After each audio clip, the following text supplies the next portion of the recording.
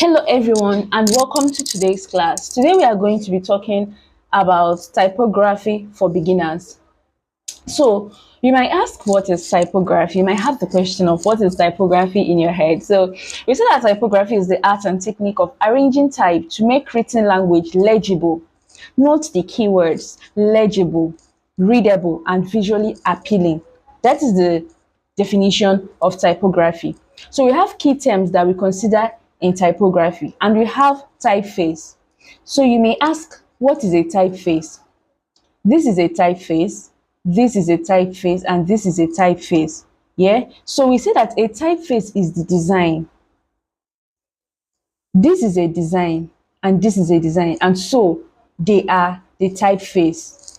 We have what we call the font. We say that font is a specific style and size within that design.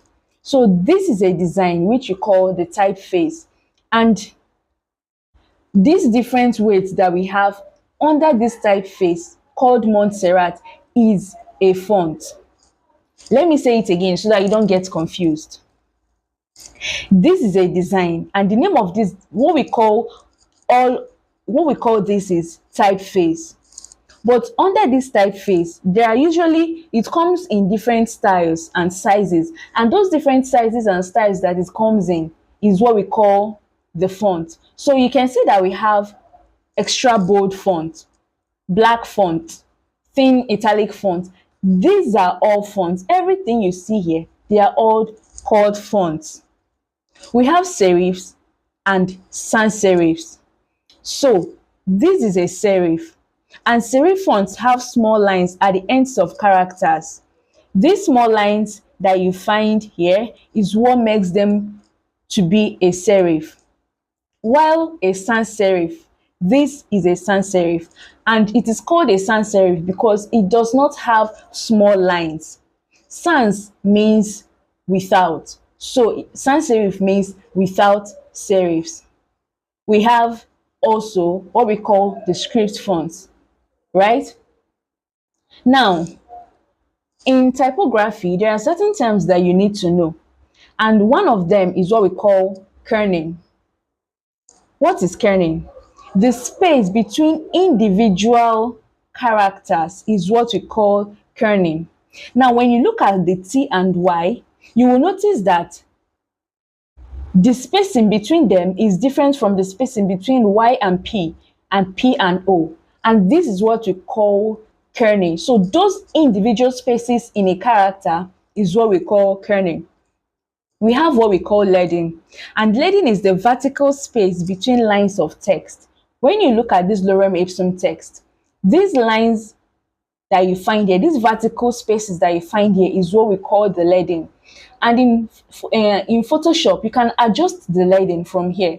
You can either increase by dragging right, or decrease the leading by dragging left, or you can put the leading size that you want from this place.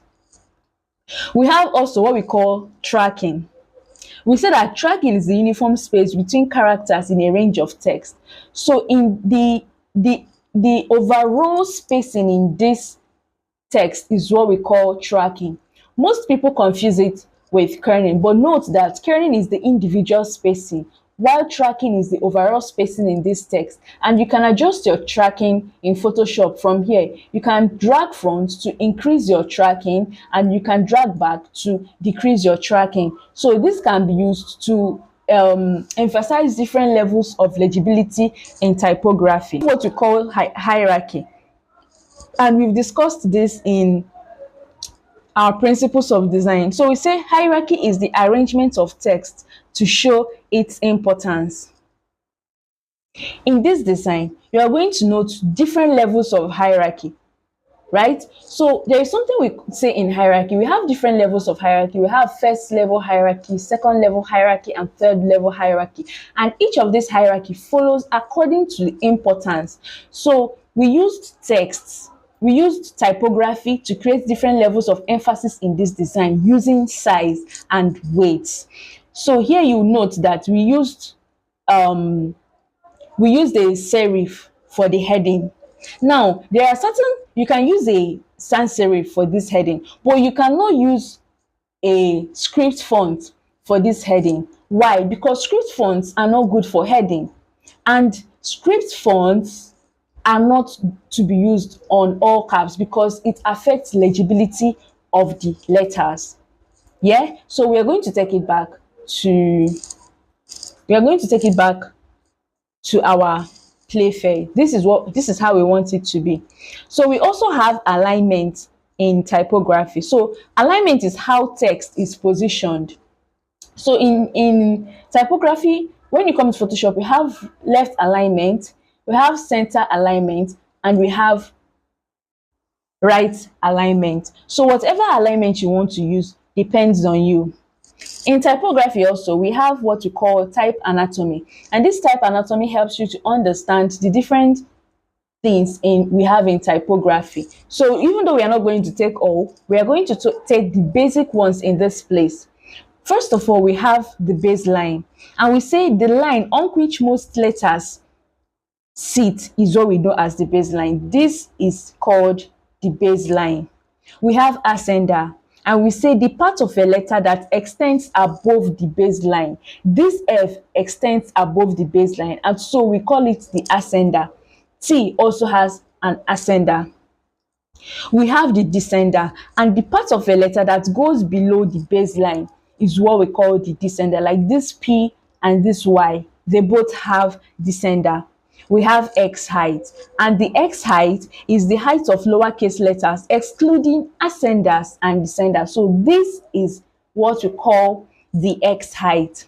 Now we also have what we call uppercase. When you hear uppercase and lowercase in design or in typography, what we mean when you are talking about uppercase, you are talking about capital letter. Everything is on capital letter. And when you are talking about lowercase, you mean that everything is in small letters, right? So in Photoshop, you can find your all caps here. You can always put your type on all caps if you so wish, or you can leave it on lower caps. Now we have what when you are we have type families and pairing. So when you are using typography, use contrasting but complementary typefaces. For example, in this design, we used serif and sans serif. We used serif as the header, and we used sans serif as the body text to create visual interest and clarity. Also note that using using serifs for body text can affect legibility because they are harder to read when they are in a body of text. But sans serifs are better to be used for body text because they are cleaner and simpler, and they are legible, more legible than serif fonts. Note that, like, understand typefaces and how you use them. Never use tall typefaces like this for body text because of legibility problem. When you look at this design, you already know that viewers looking at this will find it hard to read because of the kerning in this particular design. It does not have proper kerning, so reading it is going to be hard. But you can use it for a header text, you can use it alone, but not to be used as a body text. We have layout and alignment. So when you are working with typography, ensure to stick to one or two alignments in a design. When you look at this magazine design we did, we used left and right alignment, and those are the two alignments that we used in this design. Also ensure to use grid to maintain consistency. These guides that you are seeing here are used to maintain consistency in this design. Also, allow white space to improve readability. These areas where you don't find anything in is what we call the white space. And white space, in other words, helps your design to breathe. We've talked about white space in our design principles, but I'm still going to talk a little bit about it here. The white space allows your design to breathe. It's just like when you're in a crowded place and everyone is clustered together and you notice that you cannot breathe. right? It's either you live there or you tell people around you to move away so that you can breathe. That is the same way in design. You don't cluster things together. You don't cluster text or types together in design, because you will not give the design room to breathe. So our designs breathe. Always ensure you add adequate white spaces in your design whenever you are designing. So here are a few tips that I'm going to leave you with. Always proofread your designs.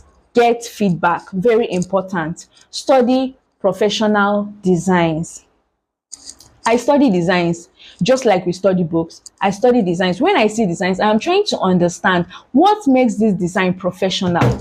What are the ways that they combine their typography? What levels of contrast did they utilize in the design? How did they utilize color in the design? What are the relationships? Like, I try to find distinct things that make the design stand out. I copy them and I recreate them in my designs. Last but not the least, practice regularly. That is the only way you can improve. When you practice, you look at other people's design and you practice. That is how you can get better. And I'm going to leave you people with this. Typography is more than choosing a pretty font. It's about clarity, communication, and creativity. Do have a nice day. And if you have any questions, you can drop it in the comment section or drop it in the group chat. I'll definitely get back to you. Do have a nice day. Bye.